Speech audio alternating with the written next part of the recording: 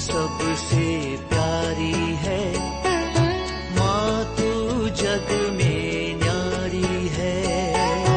माँ तू सबसे प्यारी है, माँ तू जग में न्यारी है। अपने आंचल में रखना, अपने आंचल में रखना, हमें वरदानों से भरना। माँ तू सबसे प्यारी है, माँ तू जग में न्यारी है। माँ तू सबसे प्यारी है, माँ तू जग में न्यारी है। पिता, पुत्र और पवित्र आत्मा के नाम पर आमीन। आप सबों को जय यीशु।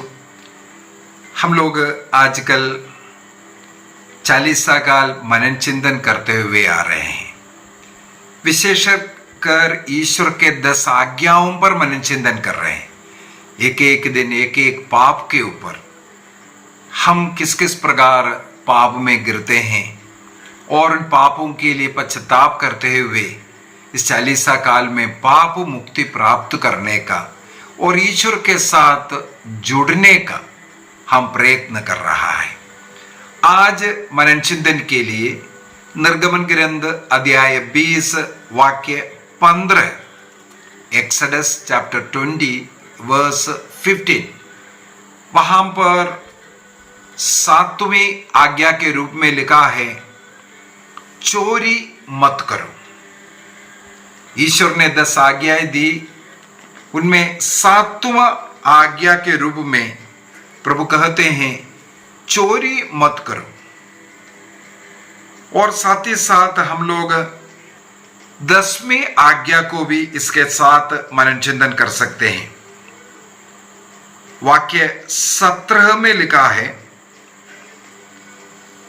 आप ना तो अपने पड़ोसी की पत्नी, और 9वें आज्ञा में हम लोगों ने मनन चिंतन किया, ना नौकर ना नौकरानी का और ना बैल अथवा गधे का और किसी भी चीज की लालच मत करो। अर्थात पड़ोसी के घर बार का लालच करना, ये हमें छोड़ना है। घर बार जो धन दौलत ये देख करके उसकी ओर आकर्षण होना, उसको चोरी करना, ये तो ईश्वर का नियम है, चोरी मत करो। कई चीजों का चोरी हो सकता है और कई प्रकार से चोरी कर सकता है। तो उसके विषय में हम लोग आज मनन चिंतन करेंगे। हमारे जीवन में किस किस प्रकार हम चोरी करते हैं, क्या क्या चीजों को चोरी करते हैं, और जो हमारा नहीं है हमारा बनकर के रखते हैं, जो दूसरों को देना चाहिए हम नहीं दे रहा है, यह सब इस चोरी के पाप में आते हैं। उसके लिए हम लोगों को मलाकी के ग्रंथ उसके अध्याय 3 वाक्य 8 से 10 तक पढ़ेंगे। वहां पर ईश्वर स्वयं कहते हैं, मैं थोड़ा सा पढ़ना चाहूंगा, मलाकी चैप्टर 3 वर्स 8 to 10। क्या मनुष्य ईश्वर को ठग सकता है? फिर भी तुम मुझको ठग रहे हो। तुम फिर पूछोगे, हम किस प्रकार तुझे ठग रहे हैं? वहां पर ईश्वर उत्तर देते हुए कहते हैं, तुम दशमांश और भेंटों में मुझे ठग रहे हैं। तुम पर, हां तुम्हारे सारे राष्ट्र पर शाप लगा है। यदि हम जो दशमांश और भेंट जो प्रभु के लिए जो अर्पित करना है उसको नहीं अर्पित करते हैं, हम प्रभु को ठग रहा है। संत पौलुस रोमियो को लिखते हुए कहते हैं, रोमियो का पत्र दिया 1 वाक्य 21, मेरे क्लासों में अनेकों बार मैं सिखाने वाला एक वाक्य, रोमन्स चैप्टर 1:21, वहां पर लिखा हुआ है, तुम ईश्वर को जान रहा है ईश्वर को जानते हुए उन्हें उचित आदर और धन्यवाद नहीं देना। जितना आदर और धन्यवाद की प्रार्थना प्रभु के लिए अर्पित करना है तुम नहीं करते, इस बात पर भी हम प्रभु को ठग रहा है। प्रभु के लिए प्रार्थना में बैठने के लिए हमारे पास समय नहीं है, अन्य कार्य के लिए बहुत समय है, लेकिन बैठ करके बाइबल पढ़ना या प्रार्थना करना या वचन सुनना, प्रभु के कार्य के लिए हम पीछे हटते हैं। इस कार्य में हम प्रभु को ठग रहा है। यहां पर लिखा है दशमांश। ईश्वर ने जो धन संपत्ति दी है उसको हम अपने जरूरत के लिए इस्तेमाल जरूर कर सकता है।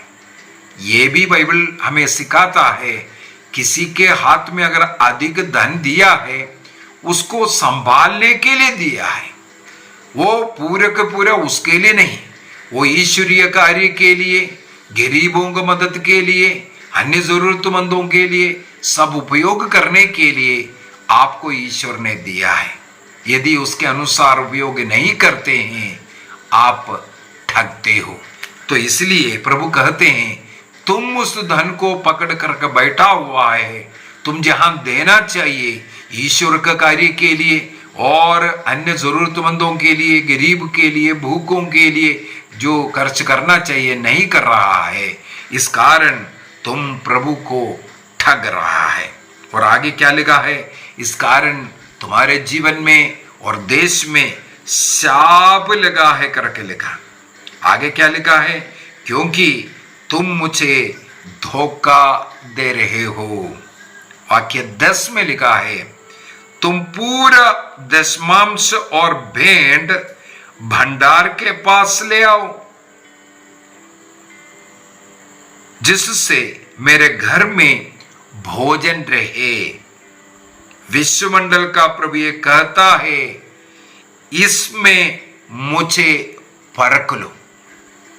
ईश्वर को और जो गरीब को जो देता है ईश्वर को हम उधार देते हैं। इसका मतलब हम पैसे को, हमारे दशमांश को दो तरीके से देना चाहिए। प्रभु के कार्य के लिए जो जरूरत है उसमें हम मदद करना है। दूसरा जो गरीबों को देता है वो प्रभु को देता है, प्रभु को हम उधार देता है। बाइबल सिखाते हैं जो इस प्रकार प्रभु को उधार देने वालों को प्रभु 7 गुना लौटा करके देता है। लूकस के सुसमाचार में अध्याय 6 में वाक्य 36 से आगे हम लोग पढ़ते हैं, दो और तुम्हें भी दिया जाएगा। जब हम देंगे तब प्रभु की ओर से 7 गुना हमें मिलता है। हमें देना सीखना है, नहीं देना चोरी करने के बराबर होता है। नहीं देना, जिसको देना चाहिए नहीं दे रहा है वो चोरी के बराबर होता है। याकूब का पत्र उसके अध्याय 5 वाक्य 4 में हमें मालूम है स्वर्ग को पुकारने वाले 5 पाप होता है, उनमें से एक पाप यही है। जेम्स चैप्टर 5 वर्स 4, मजदूरों ने आपके खेतों की फसल लूनी और आपने उन्हें मजदूरी नहीं दी, वह मजदूरी पुकार रही है। जो पैसा आपने जो मजदूर को देना चाहिए था, जो गरीब को देना चाहिए था, जो मेहनत किया, काम किया, उसको उचित वेतन नहीं देगा, वो वेतन, वो पैसा ईश्वर को पुकारता है। स्वर्ग को पुकारने वाला एक पाप यह है। जिसका पैसा है उसको देना है। मान लो मेरे पास पैसा है, कोई भूखा प्यासा आया मेरे सामने हाथ बढ़ा रहा है, यदि मैं उससे नहीं देता, उसको मैं देना चाहिए था लेकिन नहीं दिया, वो पैसा प्रभु को पुकारेगा। दूसरी एक और अर्थ है, गरीब को देना ईश्वर को उधार दे रहा है। तो ईश्वर हमें 7 गुना देता है लौटा करके। एक गरीब आकर के अगर आपके सामने हाथ बढ़ाया, ईश्वर आपको 7 गुना आशीष देने के लिए उसको भेजा, तो उसको ना दे करके उसका वो चोरी करके आप रखने के कारण ईश्वर के जो आशीष आपको पैसे पर आना था, 7 गुना आपको मिलना था, वो आशीष आपने नष्ट किया। तो इस प्रकार हम लोग बाइबल के अंदर देख सकते हैं, अनेकों प्रकार से मनुष्य एक दूसरे को धोखा देते हैं। पैसा कमाने के लिए कुछ भी गलत काम करेगा, चोरी करेगा, नशे का धंधा करेगा, दारू बना करके बेचेगा, किसी भी प्रकार ऐसा गलत तरीके का पैसा कमाने का जो प्रयत्न कर रहा है, आपको आप स्वयं कष्ट दे रहा है। ये सब मुसीबतें आपके जीवन में आने का एक कारण, ये जो गलत धन इकट्ठा कर रहा है, ये हो सकता है। पैसा कमाने के लिए, कहा कई लोग बोलेगा घर चलाने के लिए ऐसा ऐसा करना पड़ रहा है। घर चलाने के लिए और भी काम कर सकता है। नशा, मान लो अड़िया दारू बना करके अब बेच रहा है, उसके कारण वो पी करके किसी का जीवन बर्बाद हो रहा है। उनकी बर्बादी में आपका कहां भलाई होगा? वो पैसा उसके द्वारा आप कमा रहा है, आप इकट्ठा कर रहा है, आप अपने विनाश का कारण उसके द्वारा बना रहा है।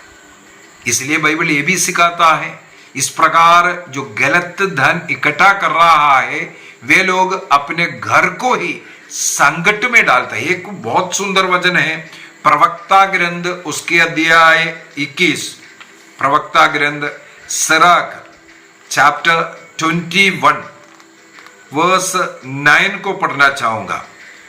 सिराक चैप्टर 21 वर्स 9, वाक्य 9, वहां पर लिखा है, जो पराये धन से अपना घर बनाता है, वह मानो अपने मकबरे के लिए पत्थर बटोरता है।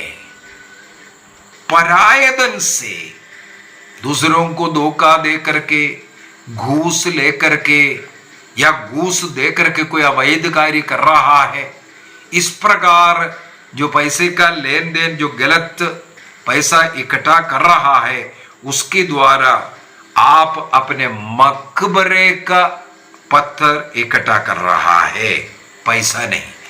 सूक्ति ग्रंथ को भी अगर हम पढ़े, अध्याय 15 को, सूक्ति ग्रंथ प्रोवर्ब्स चैप्टर 15 वर्स 27, सूक्ति ग्रंथ अध्याय 15 वाक्य 27, वहां पर लिखा है, पाप की कमाई एकत्र करने वाला अपना घर संकट में डालता है। पाप की कमाई, गलत कमाई, रिश्वत लेकर, कई प्रकार है पैसा गलत तरीके से कमाने का। टेबल के नीचे से लेने वाला, या उचित टिकट ले बगैर ट्रेनों में या बसों में कहीं भी सफर कर रहा हो, या पैसा लेकर के जो टीटी वगैरह जो है, गलत टिकट दे करके बिठा करके लेके जा रहा है, रिजर्वेशन दे रहा है, ऐसा कोई भी कर्म करते हैं, वो अपने घर को संकट में डालते हैं। इसमें आशीष नहीं होता। जो हम मेहनत कर करके जो कमा रहा है, जो मेहनत का फल जो होता है, उसी में आशीष रहते हैं। जब यूहन्ना बपतिस्ता के पास में लोग बपतिस्मा लेने के लिए आया, वहां पर हम लोग देखते हैं यूहन्ना बपतिस्ता लोगों को उपदेश देते हैं। यदि हम लोग लूकस का सुसमाचार उसके अध्याय 3 को पढ़ेंगे, लूक चैप्टर 3 में, वहां पर यूहन्ना बपतिस्ता का उपदेश हमें मिलेगा। वहां पर चैप्टर 3 वर्स 8 से, पश्चाताप करो, उचित फल उत्पन्न करो और यह ना सोचो कि हम इब्राहिम के संतान हैं। वाक्य 9 में आकर के अब पेड़ों की जड़ में कुलाड़ा लग चुका है, जो पेड़ अच्छा फल नहीं देता वह काटा और आग में झोंक दिया जाएगा। सुनने वाला लोगों में भय आ गया। लोग पूछना शुरू किया, हमें क्या करना चाहिए। तब यूहन्ना बपतिस्ता क्या कहते हैं, जिसके पास 2 कुर्ते हैं वह एक उससे दे दो, जिसके पास नहीं है। आशीष मिलने का रास्ता। जिसके पास भोजन है वो भी ऐसा करो, जिनके पास भोजन नहीं है। नाकेदार आया तो पूछा क्या करना चाहिए। नाकादार को बोलते हैं तुम्हारे लिए जो नियत है केवल वही लेना, गलत पैसा मत लो। सैनिक लोग भी आया, पुलिस वाला आया, उनसे भी यही करते हैं, किसी पर अत्याचार मत करो, किसी के ऊपर दोषारोपण झूठा दोषारोपण मत करो और अपने वेदन से तुम संतृप्त रहो। इस प्रकार उन्होंने शिक्षा दिया। मतलब गलत धन के पीछे मत जाओ। जो धन आपको है उसमें से भांट करके खाने के लिए, अभी ये 40 काल भांट करके खाने के लिए मैं यशायाह का ग्रंथ अध्याय 58 यशायाह चैप्टर 58 से मैंने उदाहरण दिया था। वाक्य 6 और 7 पिछले क्लासों में जो कौन सा उपवास ईश्वर चाहता है, भूखों के साथ भोजन खाओ। इसका मतलब है हमारे पास जो भोजन है वो भूखों को भी खिलाओ, तब हमारा उपवास, ये जो परहेज का ये दिन तब सही रहेगा। तो आज हमें सीखना है किसी भी प्रकार का गलत पैसा, जो पैसे का जो लालच, जैसे तिमोथी का पहला पत्र उसके अध्याय 6 वाक्य 10 में तिमोथी को लिखते हुए संत पौलुस सिखाते हैं कि सभी पापों का जड़ है ये जो धन का लालच, पैसे का जो लालच किसी का मन में आया, ये उनके जीवन में अनेकों प्रकार का बुराइयां आएगा, पाप आएगा। क्योंकि किस प्रकार चोरी काट करके, लूट कर करके, पता नहीं दूसरों को धोखा दे करके कैसे पैसा इकट्ठा करें, यही सोचेगा।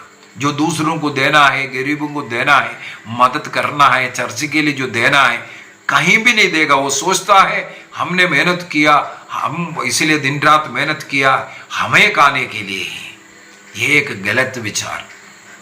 हमें जो प्रभु ने जितना दिया है उसे दूसरों को देना सीखना है।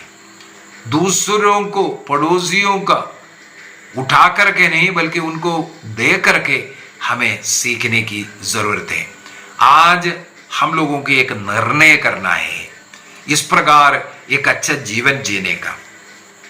हमारे पारिवारिक प्रार्थना एवं धर्म शिक्षा पुस्तक में भी ये चोरी के विषय में मनन चिंतन करने के लिए लिखा हुआ है। पेज नंबर 176 के अंदर हम लोग ये मनन चिंतन कर सकता है। चोरी करना, चाहे अपने घर का, माता पिता का या पड़ोस का, किसी भी चीज का, चाहे हम काम करने वाला ऑफिस से कुछ उठा करके लेके आते हैं, जो सरकारी चीजें उठा के लेके आते हैं, ये सब चोरी कर करके घर में लाएगा। वो घर में को, बच्चों को वो संकट में डालेगा। आप गलत तरीके से धन इकट्ठा करेगा। पुलिस वाला और डॉक्टर ऐसे ऐसे जगहों पर आपको भी मालूम नहीं पड़ेगा कैसे वो भाग गया, नशे में, अन्य पाप में, बीमारी में, फिर आपको पैसा कई गुना और ज्यादा खर्च करना पड़ेगा। इसी कारण हमने जो भी गलती किया है उसके लिए आज हमें मनन चिंतन करना है। जीवन में जो गलत पैसा उठाया, गलत धन जो मेरा नहीं है, जो सरकार का उठाया हो या दूसरों को जो देना चाहिए नहीं दिया, इसके लिए हमें आज पश्चाताप करना है। आइए हम अपनी आंखें बंद करें और अंतःकरण की जांच करेंगे। हमारे अंदर जो चोरी लालच का जो भी पाप है, क्या हमने कभी किसी चीज को चोरी किया, किसी वस्तु को या धन को दूसरों को जो आदर देना चाहिए नहीं दिया, सेवा करना चाहिए नहीं किया, प्रभु को जो आदर सम्मान प्रार्थना करने का जो समय उतना नहीं प्रार्थना किया, ये सब चोरी में आ सकता है। धन कमाने के लिए किसी भी प्रकार का गलत रीति, दूसरों को किस प्रकार हमने ठगा, लेने के बाद वापस नहीं दे रहे, घूस लेना या घूस देकर के कोई अवैध कार्य करना, ज्यादा ब्याज लेना, पैसा किसी को देकर के ज्यादा ब्याज, गिरवी रखा हुआ सामान को ना लौटाने का, जो भी सौदा बनाया उसमें बदलाव करना, जमीन का कागजा या उसका कोई भी प्रमाण पत्र, इन कागजों में हेरा फेरी करना, गलतियां करना, कृत्रिम प्रमाण पत्र ऐसा बनाना, नौकरी के लिए हो, लोन के लिए हो, किसी भी प्रकार का ऐसा गलत प्रमाण पत्र बनाना, सर्टिफिकेट बनाना, दूसरों को लूटना, काम करने वालों को उचित वेतन नहीं देना, या यात्रा करने के लिए उचित टिकट नहीं लेना, सरकार का टैक्स सही रूप से नहीं भरना, बिजली पानी गलत रीति से चोरी कर करके लेना, पैसा कमाने के लिए मिलावट करना। याद कीजिए, गरीब, कंगाल, भिखारी, अन्य जरूरतमंदों को मदद नहीं करना। याद कीजिए, दूसरों के धन संपत्ति, खेती नष्ट करना, नष्ट करने होने देना, या हमारे जो खेत की सीमा पत्थर है उसको हटाना। दो प्रकार के बांट रखना, मिलावट करना, गलत मापदंड। जो नौकरी है वो ईमानदारी से काम नहीं कर रहा है, केवल तनख्वाह ले रहा है, काम कर नहीं दे रहा है। अपने अधीन जो काम करने वालों से ज्यादा शक्ति बरता करके काम लेना, अन्याय करना, उनके साथ किसी भी प्रकार का अवैध वसूली करना। याद कीजिए, अपने पड़ोसी के लिए सड़क का, बिजली का, पानी का, किसी भी चीज के लिए हमारे द्वारा रुकावट डालना, उनको कष्ट देना। याद कीजिए, ऐसे तमाम पापों के लिए, अपराधों के लिए प्रभु से क्षमा याचना करें, निर्णय करे कच्चा पाप स्वीकार के द्वारा, और जो गलत कमाया हुआ है उसके लिए प्रायश्चित करना जरूरी है। उन पैसों को, धनों को, जिस प्रकार सखेउस ने आदि संपत्ति गरीबों को दे करके और एक के बदले चौगुना लौटा करके मुक्ति प्राप्त किया। यदि गलत धन कमाया है उसको निकालना बहुत जरूरी है। उस व्यक्ति को, चर्च को, गरीब अनाथों को दे करके उस ऋण को हमें चुकाना बहुत जरूरी है। अन्यथा जीवन में संकट रहेगा, कष्ट रहेगा, उसमें शाप रहेगा। निर्णय कीजिए, एक अच्छा पाप स्वीकार करने और उचित प्रायश्चित करने का निर्णय करें। प्रभु हम सबों को आशीष प्रदान करे। पिता, पुत्र और पवित्र आत्मा के नाम पर आमीन। आप सबों को जय यीशु।